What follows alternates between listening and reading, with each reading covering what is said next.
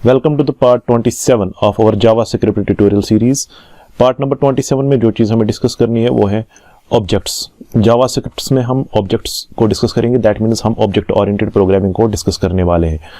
तो object oriented programming जो है ऑलमोस्ट जो हर कोई प्रोग्रामिंग लैंग्वेज है विदाउट सी में भी थोड़े से ऑब्जेक्ट ओरिएंटेड कॉन्सेप्ट्स है, बट ऑलमोस्ट लगभग जैसे C++, जावा, PHP, पाइथन, ये सारे क्या है, ये ऑब्जेक्ट ओरिएंटेड प्रोग्रामिंग लैंग्वेज है। तो ये क्या यूज़ करते हैं, ये ऑब्जेक्ट्स का यूज़ करते हैं। तो लगभग हर कोई प्रोग्रामिंग लैंग्वेज जो है वो ऑब्जेक्ट्स का यूज़ करती है। तो इसी तरह जावा स्क्रिप्ट भी जो है हमारा वो भी ऑब्जेक्ट का यूज़ करता है। तो ऑब्जेक्ट्स, अब क्वेश्चन है कि ऑब्जेक्ट्स होते क्या है, प्रोग्रामिंग लैंग्वेज में ऑब्जेक्ट्स क्या होते हैं। जैसे आप नॉर्मल ज़िंदगी में देखोगे कि आपके सामने जो ऑब्जेक्ट्स पड़े होते हैं, जैसे आपके ज़िंदगी में जो रियल लाइफ ऑब्जेक्ट्स है, प्रोग्रामिंग लैंग्वेज में भी वैसे ऑब्जेक्ट्स होते हैं। जैसे आपके सामने जो भी चीज़ें हैं, जैसे आपका वायलिन है, आपका बैग है, आपका बाइसिकल है, आपका हेलमेट है, इसी तरह जो भी ऑब्जेक्ट्स है, आपके स्पोर्ट्स ऑब्जेक्ट है, जैसे बैट है, बॉल है, या सीजर है कुछ, या टूल है, स्पून है, कोई भी ऑब्जेक्ट हो, इनकी अपनी प्रॉपर्टीज होती है। और हर किसी ऑब्जेक्ट की अपनी प्रॉपर्टीज होती है और उसकी यूज होती है, उसका कोई फंक्शन होता है। तो इसी तरह जावास्क्रिप्ट में भी ऑब्जेक्ट्स का जो है, या किसी भी प्रोग्रामिंग लैंग्वेज में ऑब्जेक्ट जो है उसका अपना अपना यूज होता है और उसकी अपनी अपनी प्रॉपर्टीज होती है। तो सिमिलरली हम उन्हीं का यूज करते हैं प्रोग्रामिंग लैंग्वेज में, वो मैं बताऊंगा कैसे।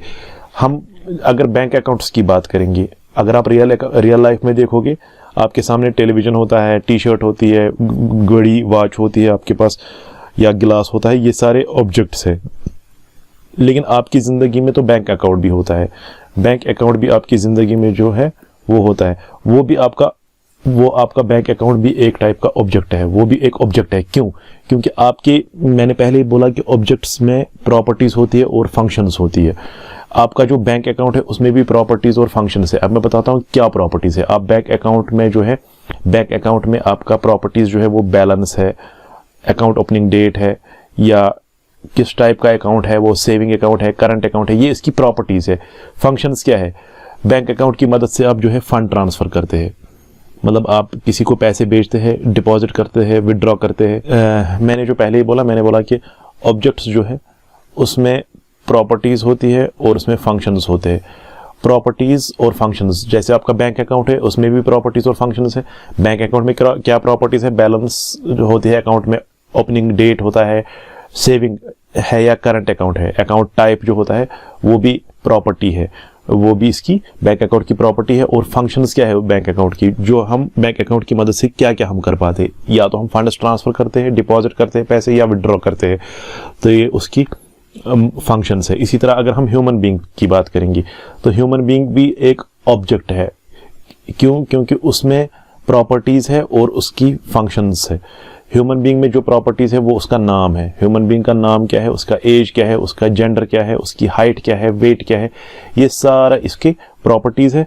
और इसकी फंक्शंस क्या है, ह्यूमन बीइंग जो कर सकता है, क्या ह्यूमन बीइंग क्या क्या कर सकता है। ह्यूमन बीइंग चल सकता है, वॉक, बातें कर सकता है, टॉक, रन, दौड़ सकता है, लर्न, और भी बहुत सारी फंक्शनलिटीज है ह्यूमन बीइंग में। इसी तरह अगर कार की बात करेंगे, कार भी एक हमारा ऑब्जेक्ट है, जिसका ब्रांड नेम है, कुछ ब्रांड नेम होगा कुछ, जैसे मारुति है, हुंडई है, महिंद्रा है। तो जैसे माइलेज, अब दूसरी चीज़ है माइलेज, ब्रांड के साथ साथ कार में दूसरा प्रॉपर्टी जो है वो माइलेज है। कार कितना माइलेज देती है आपको, मतलब फ्यूल की एफिशिएंसी क्या है उसमें, पिकअप कितना है आपकी कार में, कलर कौन सा है कार में, सीटिंग कैपेसिटी कितनी है आपकी कार में, कितनी बंदों की कैपेसिटी है, वो सारे है इसके प्रॉपर्टीज। और ये तो प्रॉपर्टीज थे, लेकिन कार की फंक्शंस क्या है? कार से हम ट्रैवल कर सकते हैं, ये इसकी फंक्शन है। कार को हम ड्राइव कर सकते हैं, इसकी फंक्शन है। पार्क कर सकते हैं कार को, ये तीसरी फंक्शन है। इसी तरह बहुत सारी फंक्शंस हैं इसमें।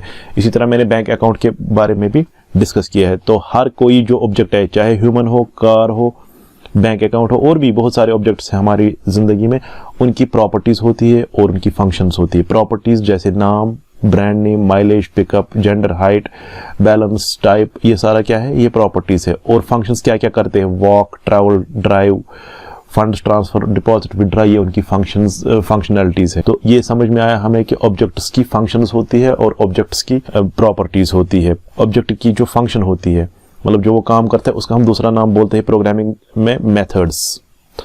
तो फंक्शंस का दूसरा नाम मेथड्स है, और प्रॉपर्टीज़ जो होती है वो हमारे वेरिएबल्स हो सकते हैं या कॉन्स्टेंट्स हो सकते हैं, वो आगे चलकर हम डिस्कस करेंगे।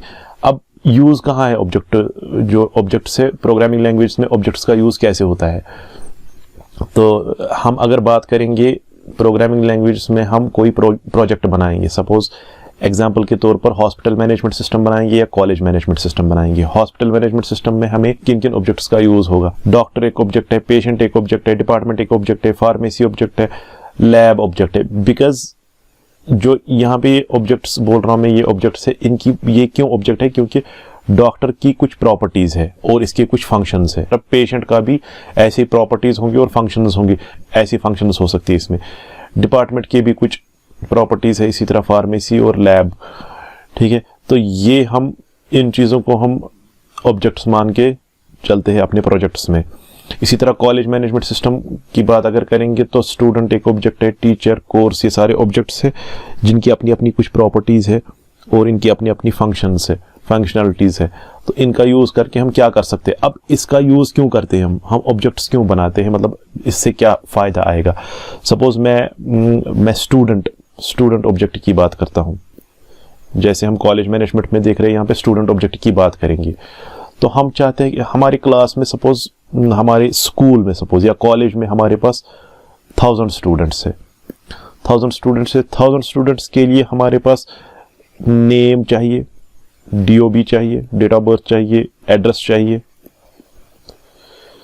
तो आप क्या या इसी तरह हमारे पास पेरेंटेज, मार्क्स, ये सपोज ये सारी चीजें हमें हर किसी स्टूडेंट के लिए बनानी है या एक्सेस करना है उनको। क्या आप 1000 स्टूडेंट्स के लिए इन प्रॉपर्टीज को 1000 टाइम्स बनाएंगे या डिक्लेयर करेंगे?